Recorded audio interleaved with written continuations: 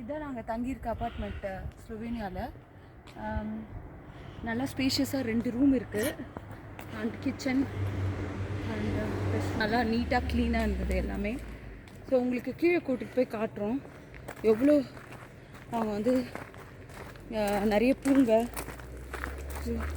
செடிகள்லாம் வச்சுருக்காங்கன்ட்டு.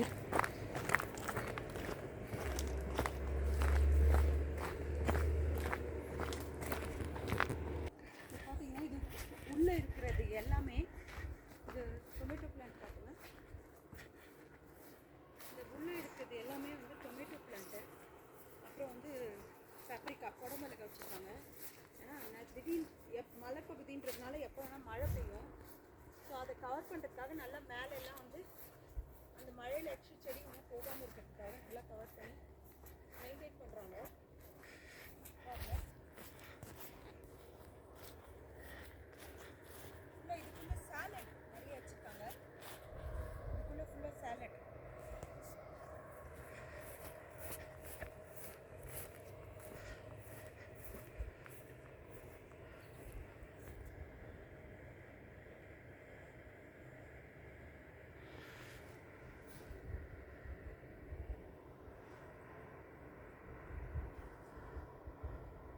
இதான் வியூ பாருங்க, சுற்றி எப்படி இருக்குன்ட்டு.